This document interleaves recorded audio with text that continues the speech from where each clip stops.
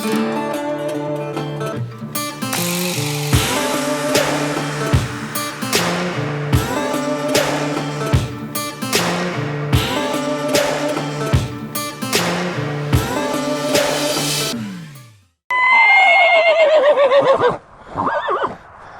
right.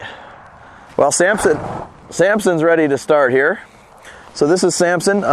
He just came into me for training, and he's a rescue horse. I think he's 12 years old. I'm not sure how long the current owner has had him, but she sent him for some training. What I noticed with him right away, three things, was he had no idea about personal space. You can see even now. To me, I didn't invite him into my space. He's just kind of coming in. Now here he's just being curious and checking me out. But he has no issue just pushing through a human space. So that's one thing we got to work on.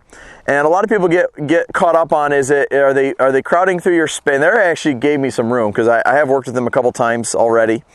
So that actually was pretty good.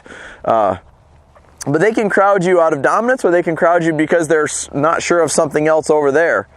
And that's one part of it. The other part is he felt super heavy on the halter. He was really leaning like a lot on the halter, and it was kind of a difficult horse to get light to the halter. Again, I've already worked with him a little bit, but I think you're going to see a lot of those same behaviors come out. I've done 2 sessions with him, so this is the 3rd day that he's here.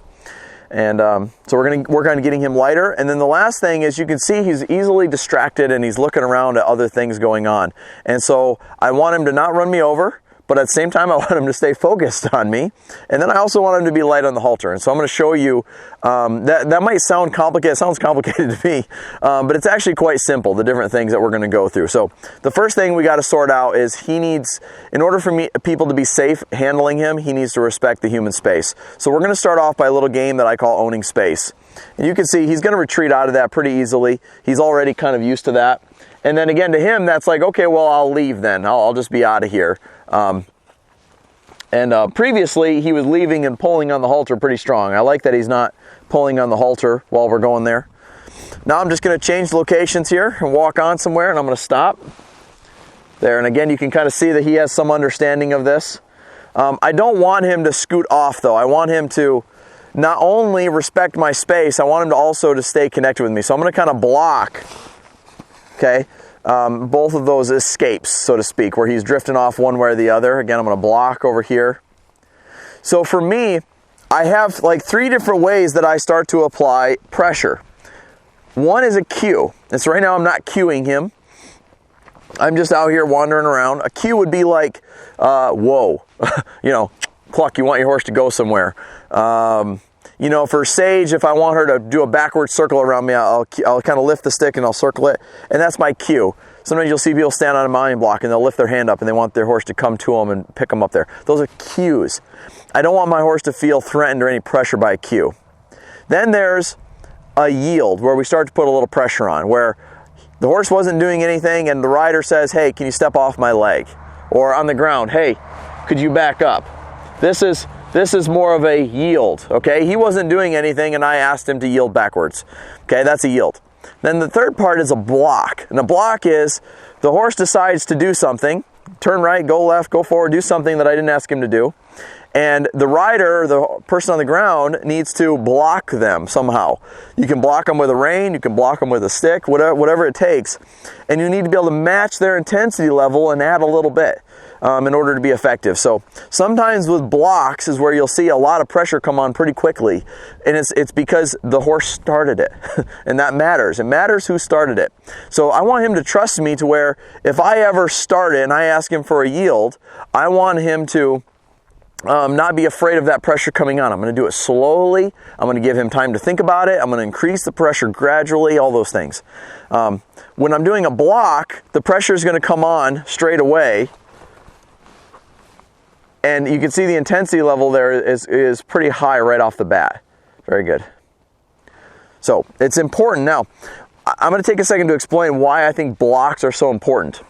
If you have a horse like him that it was just all over the place to start off with, and you try to just do a yield and you give him a cue, and then you bring your energy up slowly and you put a little bit of pressure on and by the time you've gotten to all that, he's already ate your lunch and he's done and he's already gone.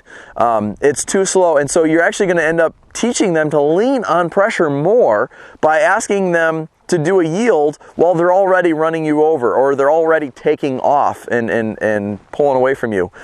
So it's important for the person to understand that you need to be a post in those situations, or you need to block them and set those boundaries right off the bat.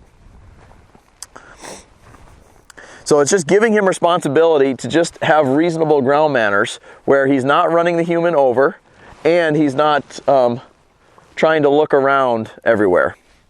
So this is kind of how it starts. You can see there, I like that. He's kind of respecting my back.